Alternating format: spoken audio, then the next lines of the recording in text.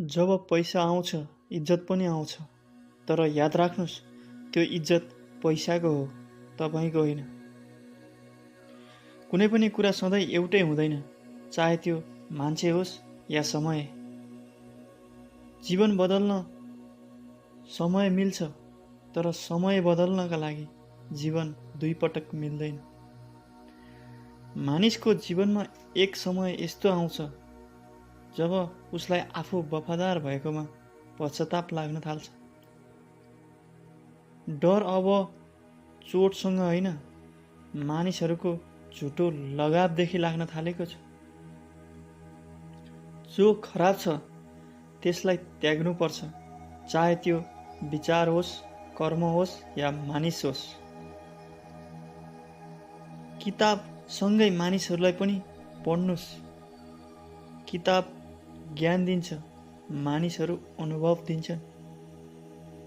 सबै कुरा बताइसक्दा पनि मानिसहरू तपाईँलाई सम्झन सक्दैनन् भने आफू गलत हुनुमै राम्रो हुन्छ। रिसमा आफूसँग भएको कुरा गुम्न नदिनुस्, जुन कुरा तपाईँको शान्त मनले आर्जन गरेको थियो। आफ्नो मूल्य गिरेको थाहा नै हुँदैन कसैलाई मूल्यवान बनाउने चाहनामा। चाहना त सबै मानिसहरू गर्छन्, यहाँ निभाउने मानिसहरूको कमी छ। सम्बन्ध कहिले पनि तेस्रो व्यक्तिले गर्दा खराब हुँदैन।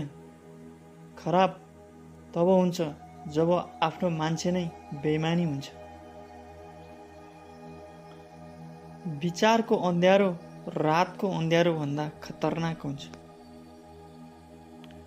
सम्मान सबैको गर्नुस्, तर कदर कसैलाई त्यति मात्र गर्नुस् जति अगाडिको व्यक्तिले तपाईँको गर्छ।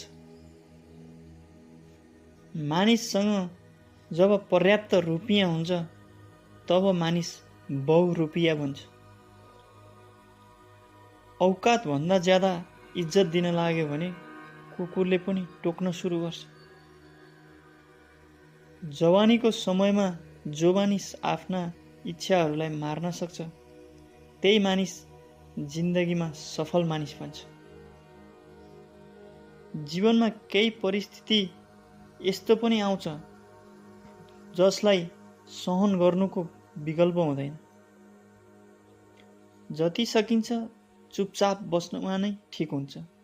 सबसे ज्यादा गल्ती त हाम्रो जिब्रोले नै गर्दछ।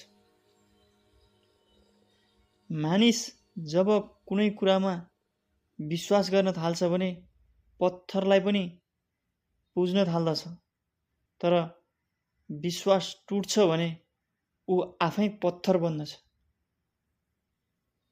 जो मानिस सबैसँग तालमेल बनाएर बसेको छ यसको मतलब त्यो मानिस भरोसा गर्न लायक नहुन पनि सक्छ। दुनियाँभन्दा 2 कदम पछि भए पनि फरक पर्दैन, तर आफ्नो दममा चल्नुपर्छ। कोही पनि वफादार छैन आजको समयमा। मैले त आफ्ना अनि पराई दुवैलाई नजिकबाट निहालेको छु।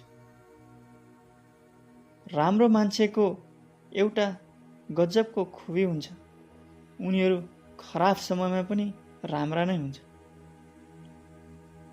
मानिसहरू यही कारणले झुट बोल्न थाले जब उनीहरूलाई सत्य बोल्दा सजाय मिल्न थाल्यो। आफैसँग झुट बोल्नु अरूसँग झुट बोल्नु भन्दा ज्यादा खतरनाक हुन्छ।